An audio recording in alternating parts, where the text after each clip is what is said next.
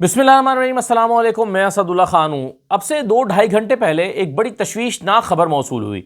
Anchor person और सहाफ़ी जमील फ़ारूकी साहब के हवाले से उनके बारे में पता चला कि उन पर कातिलाना हमला हुआ है। क्लैशनकोफ का उसमें जिक्र था, क्लैशनकोफ से फायरिंग की बात की गई थी और उनकी हालत को ख़तरे में करार दिया गया था। ज़ाहिर है सबको बड़ी तशवीश हुई, इस पर ख़बरें चलने लगीं, व्हाट्सएप ग्रुपों में ख़बरें फैल गईं।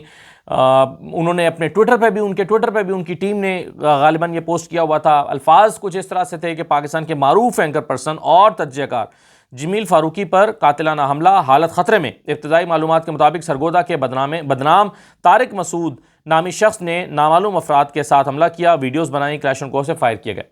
तो ये टीम जमील फ़ारूकी के हवाले से लिखा गया। तो जाहिर है सबको तशवीश हुई, कई फ़ोन मुझे भी आए। मैंने फ़ौरी तौर पर उनके नंबर पर उनके व्हाट्सएप पर फ़ोन किया तो उनका फ़ोन आगे से काट रहा था, जिसके पास भी फ़ोन था वो मुसलसल फ़ोन काटे जा रहा था। और फिर मैंने उनको मैसेज किया उनकी खैरियत दरियाफ़्त करने के लिए, उसका भी कोई रिप्लाई नहीं आया और तशवीश हुई। उनका व्हाट्सएप स्टेटस चेक किया तो यही लाइनें जो हैं, यही इतला, इसका स्क्रीनशॉट उनके व्हाट्सएप स्टेटस पर भी लगा हुआ था। तो मुझे कुछ ख्याल गुजरा कि मैंने कहा कि पोस्ट करने वाले को एक तो इतना होश है या इतनी समझ है कि उन्होंने जमील फ़ारूकी के नाम के साथ एडजेक्टिव्स लगाना भी नहीं भूले और ये भी लिखा मारूफ एंकर पर्सन, ये भी लिखा तज्ज़ियाकार, यानी उनके पूरे एडजेक्टिव्स उनके नाम के साथ लगाए। तो मुझे लगा लें जी, लाइट चली गई है मुबारक हो। तो ये अब बाकी वीलॉग अंधेरे में ही करूँगा मैं भी एहतजाजन। हालांकि मैंने इसी वीलॉग में लोड शेडिंग पे भी बात करनी थी और ये 4:30 हुए इस वक्त जब मैं रिकॉर्ड कर रहा हूँ। तो ये वो भी नहीं है जिसको आप कहें कि लेकिन अगर आप इजाज़त हैं तो मैं इसका रुख घुमा लेता हूँ और घुमा के इसको मैं कर लेता हूँ ज़रा लाइट की तरफ, ताकि रोशनी मेरे चेहरे पे आती रहे। मैं खिड़की की तरफ कर लेता हूँ। अच्छा, मैं जमील फ़ारूकी साहब के हवाले से पहले बता रहा था और लोड शेडिंग पर फिर मज़ीद बात करते हैं।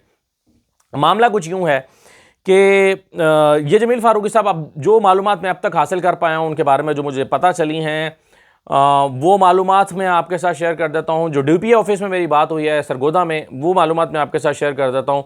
तो इससे आपको अंदाज़ा हो जाएगा कि उनके बारे में जो मालूमात आप इकट्ठी करना चाह रहे हैं या बातचीत या जानना चाह रहे हैं वो क्या है।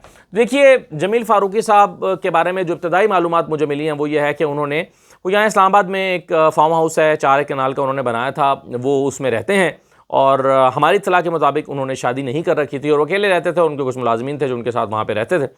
जमील फ़ारूकी साहब जो हैं, उन्होंने कोई 2 महीने पहले, अब इतला जो मुझे पता चला है वो ये कहानी है कि 2 महीने पहले उन्होंने कोई पसंद की शादी की और लड़की का ताल्लुक़ और उनके ख़ानदान का ताल्लुक़ सरगोदा से है और वो शादी करके उसे ले आए। इस शादी के बारे में हमें भी आज ही पता चला है, क्योंकि ये कोई उन्होंने अनाउंस नहीं की थी या दोस्त साहब आपको नहीं बुलाया था, तो ये कोई पब्लिकली अनाउंस्ड शादी नहीं थी। तो जमील फ़ारूकी साहब जो हैं वो उसमें वो लड़की को शादी करके घर ले आए और इतला ये है या इल्ज़ाम ये है और लड़की के ख़ानदान की तरफ से, फैमिली की तरफ से, कि वहाँ ले जाने के बाद उन्होंने लड़की से फ़ोन ले लिया और उसको एक तरह से हब्से बेजा में रख लिया और उनके ख़ानदान का रब्ता उस लड़की से काट दिया। यानी वो लड़की अपने वालदैन से, अपने माँ बाप से रब्ता नहीं कर पा रही थी और वालदैन भी जब अपनी बेटी से रब्ता करने की कोशिश कर रहे थे तो वो रब्ता नहीं हो पा रहा था। तो उन्होंने इस पर बड़ी परेशानी हुई। ज़ाहिर है जिसकी बेटी है उसे तो परेशानी होगी। तो उन्होंने इस पर काफ़ी तशवीश हुई। उन्हें वो कुछ सियासी शख्सियात के पास भी गए और वहाँ जाके उन्होंने कहा कि जी आप ये हमारा मसला हल कराएं, हमारी बेटी को ले गया और शादी हुई है, निकाह किया है और उसके बाद वही रब्ता नहीं हो पा रहा और फ़ोन भी ले लिया गया। तो फिर हुआ ये कि जो लड़की के ख़ानदान वाले हैं उन्होंने जो है वो पुलिस से रब्ता किया और पुलिस के ज़रिए छापा डलवाया और छापा डला के लड़की को बाजियाब कराया। अब ये दावा है ख़ानदान का, जो लड़की का ख़ानदान है, ये उनकी स्टोरी है। वो ये कहते हैं कि जी हमने पुलिस के ज़रिए से अपनी बेटी को बाजियाब कराया और बच्ची ने बाद में आके बताया कि उसको मारा पीटा गया है, उस पर तशद्दुद किया गया है। ये उनका दावा है, ये उनकी स्टोरी है। जाहिर है इस स्टोरी में दूसरा मौक़िफ़ आना बड़ा ज़रूरी है और वो जमील फ़ारूकी साहब का है। तो जमील फ़ारूकी साहब से जब रब्ता होगा, अगर वो फ़ोन अटेंड करते हैं, तो ही वो बता सकेंगे कि ये जो स्टोरी उनके मुखालिफ इस्तेमाल हो रही है वो कितनी दुरुस्त है और कितनी गलत है। अलबत्ता उनकी जो फैमिली है, बच्ची की फैमिली है, वो लड़की की फैमिली, वो सियासी शख्सियात से रब्ते करती रही, पुलिस से रब्ते करती रही, उनसे कहती रही कि हमारा ये मसला हल कराएं। इसके बाद मैं नदीम अफजल चंद साहब का भी ट्वीट देख रहा था। नदीम अफजल चंद साहब ने भी कहा कि ये जो मसला है ये लड़की का जो है वो यानी शादी, उनका निजी मसला है या शादी का मसला है, तो उस सिलसिले में अगर मेरी कोई हेल्प चाहिए तो ये मैं उसमें मदद कर सकता हूँ। ये नदीम अफजल चंद साहब ने भी इस तरह की एक ट्वीट की हुई है। तो बहरहाल ये हुआ, इसका बैकग्राउंड है। अब उसके बाद सरगोदा में जमील फ़ारूकी साहब अगर गए हैं या उनका कोई झगड़ा हुआ है तो इससे जो है वो इसकी तफसीलात जो है वो मालूम नहीं है। अलबत्ता जब मैंने इसको सरगोदा में चेक किया है तो सरगोदा में किसी हॉस्पिटल में जमील फारूकी साहब की मौजूदगी की इत्तला पुलिस अब तक हासिल नहीं कर पाई पिछले 2-2.5 घंटे में। और पुलिस का कहना यह है कि ऐसा कोई वाक़या रूनुमा नहीं हुआ सरगोदा की हदूद में कि जहां पर जमील फारूकी साहब पर खुदा न खास्ता कातिलाना हमला हुआ हो या उनको फायर लगे हों और फायरिंग का उनको निशाना बनाया गया हो।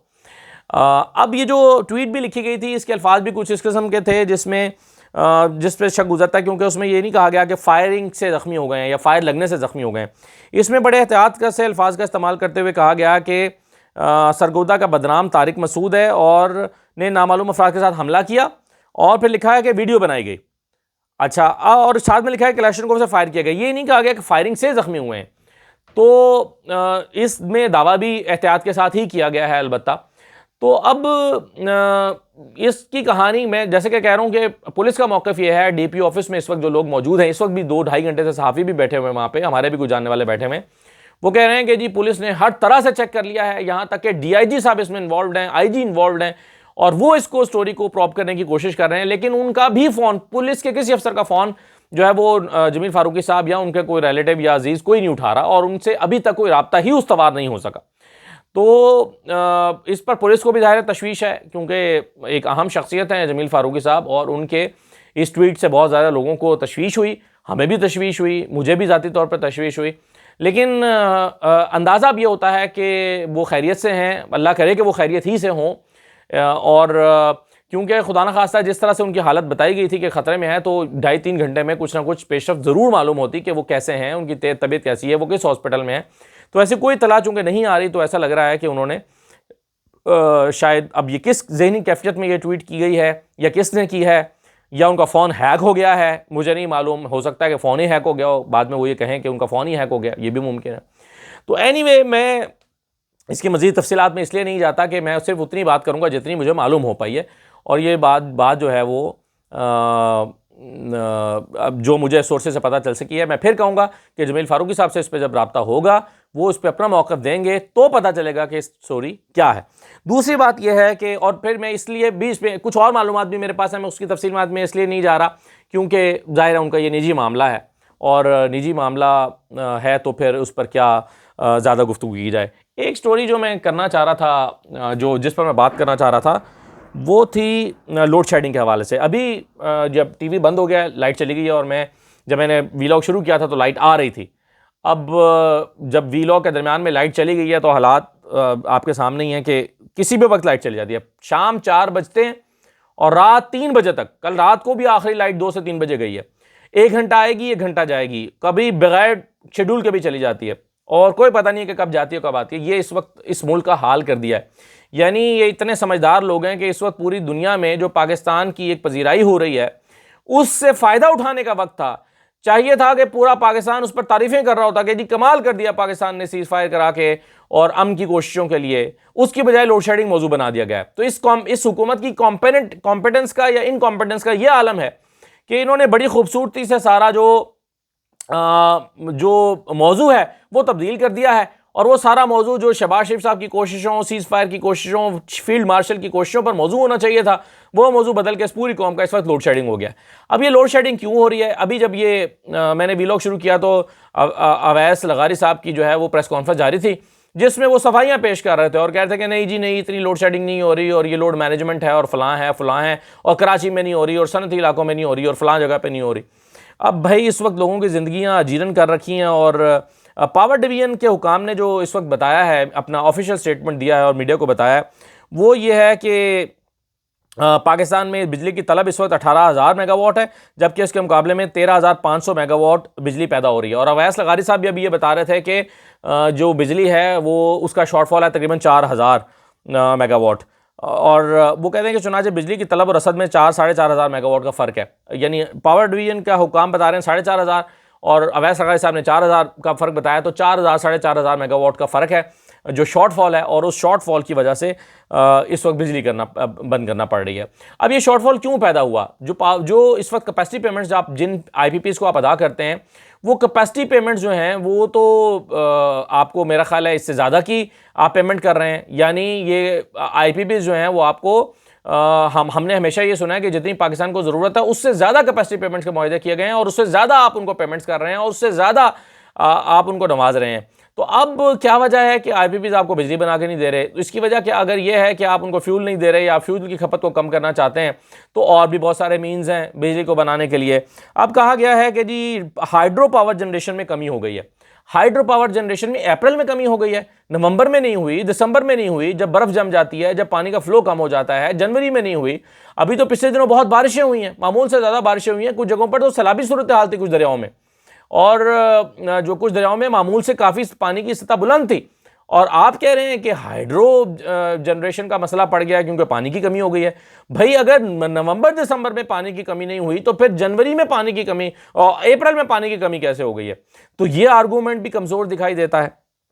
और फिर जो है वो कहा गया कि पावर डिवीजन ने कहा है कि पाकिस्तान में बिजली की जो लोड शेडिंग है हुकूमत की जो पीक रिलीफ स्ट्रेटजी है उसका हिस्सा है, और अगर इस ज़मीन में बर वक्त इकदाम ना किए जाते तो बिजली के निर्खों में 5 से 6 रुपये फ़ी यूनिट तक इजाफा हो सकता था।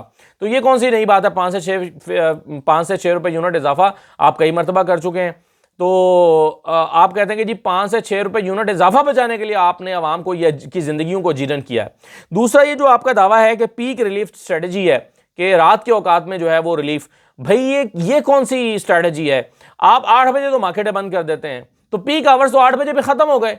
10 बजे आपने होटल्स रेस्टोरेंट्स बंद कर दिए। 9 बजे के बाद सड़कों पे हू का आलम है आजकल इस्लामाबाद में और लाहौर और कराची में। मुझे नहीं, कराची तो खैर वैसे ही अलग है, लेकिन लाहौर में मुझे नहीं पता या और शहरों का मुझे नहीं पता। इस्लामाबाद में तो 9 बजे के बाद हू का आलम दिखाई देता है। आप किसी सोसाइटी में घुसे, अंधेरे में डूबी हुई नजर आती है।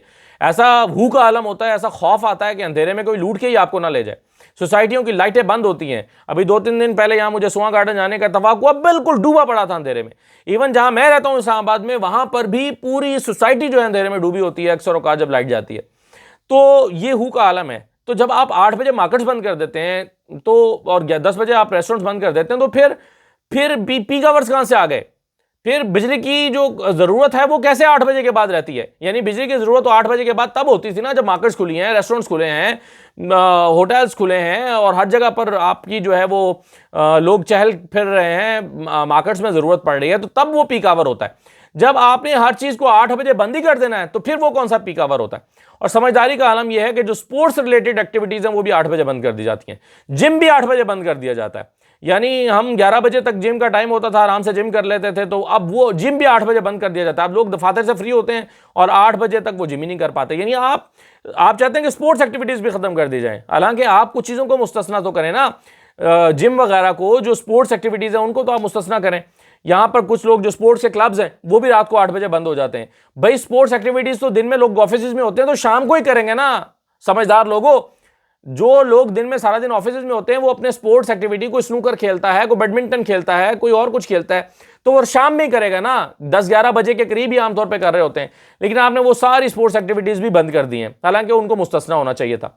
तो इस वक्त आप मुल्क जो है वो इमरजेंसी में और बंद करने की हालत में, भाई आप 5-6 रुपये यूनिट बढ़ा लें, लेकिन लोगों को इस ज़हनी अजियत से निकालें। बच्चों के एग्जाम्स हो रहे हैं, जिन बच्चों के अभी ओ लेवल्स के एग्जाम होने वाले हैं, मैट्रिक के एग्जाम होने वाले हैं या हो रहे हैं, या और फर्स्ट ईयर सेकंड ईयर के, वो सारे एक अजीब झुंझलाहट में मुब्तला हैं।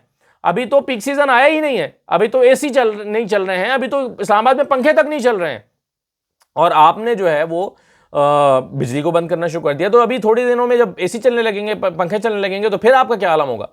तो ये नाअहली का आला तरीन नमूना है जो इस वक्त ये हुकूमत जो है वो दिखा रही है। आपने कहा ऑनलाइन क्लासेस और वर्क फ्रॉम होम, कल जुमा है, जुमे को ऑनलाइन क्लासेस होती हैं। तो जब ऑनलाइन क्लासेस होती हैं तो ऑनलाइन क्लासेस के लिए आपको इंटरनेट चाहिए होता है, बिजली चाहिए होती है। अब आप बिजली ही नहीं देंगे तो ऑनलाइन क्लासेस कैसे होंगी? यानी आप देखें ना, हुकूमत के दो इकदाम आपस में मैच नहीं कर रहे। एक वक्त दफा आप कहते हैं कि जाओ ऑनलाइन क्लासेस करो, आप ऑनलाइन क्लासेस के लिए घर आते हैं तो बिजली नहीं होती, तो हर घर में तो जनरेटर नहीं है, तो फिर वो ऑनलाइन क्लासेस कैसे होंगे? अब आधे बच्चे अगर ऑनलाइन क्लास पढ़े हैं जिनके घर में यूपीएस है, और आधे बच्चे जिनके घर में इंटरनेट की या वो उसकी फैसिलिटी नहीं है, जनरेटर की या यूपीएस की, वो क्या क्लास मिस करेगा? उसका कौन जिम्मेदार होगा? तो मजबूरन कल स्कूलों ने ऑनलाइन क्लासेस भी बंद कर दी हैं। कई स्कूल में जहां मेरे बच्चे पढ़ते हैं उन्होंने कल फ्राइडे को ऑनलाइन क्लासेस भी बंद कर दी हैं, क्योंकि बिजली की सूरत हाल इस तरह की है। तो कुछ खुदा का खौफ खाएं, कोई इनकॉम्पिटेंट लोगों को अगर लाया ही गया है और इस आवाम के ऊपर मुसल्लत कर ही दिया गया है, तो उनसे कोई पूछे तो सही लाने वाला कि भाई खुदा के लिए ये क्या कर रहे हो। आखिरी बात यह है कि मैंने IPOR नामी इदारे के हवाले से जिन्होंने सर्वे किया मरीम नवाज़ की कारकर्दगी के बारे में कि 69% लोगों ने उस पर खुशी का और इत्मीनान का इजहार किया है, तो मैंने उस पर आपको बताया था, अपना वीलॉग किया था और मैंने उसमें कहा था कि जब आप इसको ओपन करते हैं तो उसमें सबसे पहले आपको कौन कौन लोगों के वीलॉग्स नज़र आते हैं और क्या नज़र आता है। और मैंने आप ये भी कहा था कि ये हम ख्याल लोगों का एक प्लेटफॉर्म दिखाई देता है, क्योंकि उसमें बहुत सारे ऐसे पुराने जो हैं वो खुल भी नहीं रहे। तो उस पर IPOR ने अपना मौक़िफ़ मुझे दिया है, मुझसे रब्ता किया था और उन्होंने कहा कि जो आप खोलने की कोशिश कर रहे हैं, डाउनलोड करने की कोशिश कर रहे हैं पुराने सर्वेस, तो उसमें यकीनन कोई टेक्निकल एरर आया होगा। बल्कि उन्होंने कहा कि ये टेक्निकल रीजंस की वजह से हो सकता है वेबसाइट के ऊपर, ऐसा नहीं है, हमारे पुराने जो सर्वेज हैं वो उसके ऊपर मौजूद हैं, लेकिन वो खुल नहीं रहे अगर, तो वो टेक्निकल रीज़न हो सकती है। एक तो उनका ये मौक़िफ़ था। दूसरा उन्होंने कहा कि हम एक बड़ा यानी एक ऐसा इदारा है जो काफ़ी अरसे से काम कर रहे हैं, तो हमारा जो है वो, और हम ये जो आपने हवाला दिया कि कुछ मखसूस लोगों के वीलॉग्स लगाए गए हैं, तो वो कहते हैं कि जी ऐसा नहीं है, हम हमारे से मुतालिक कोई भी खबर होती है तो हम उसको अपनी वेबसाइट के ऊपर लगा देते हैं। तो इसमें अगर मुनीफ फारूक साहब ने या उमर चीमा साहब ने किया तो हमने उनके लगा दिए। तो ये उनका मौक़िफ़ था। बहरहाल मुझ पर यह अखलाकी और सहाफ़ती ज़िम्मेदारी है कि जो अपना वो मौक़िफ़ पेश करें वो एज़ इट इज़ मैं आपके सामने रख दूँ, क्योंकि ये उनका मौक़िफ़ आ गया है तो मैंने आपके साथ भी शेयर कर दिया है। इजाज़त दीजिए, अल्लाह हाफ़िज़।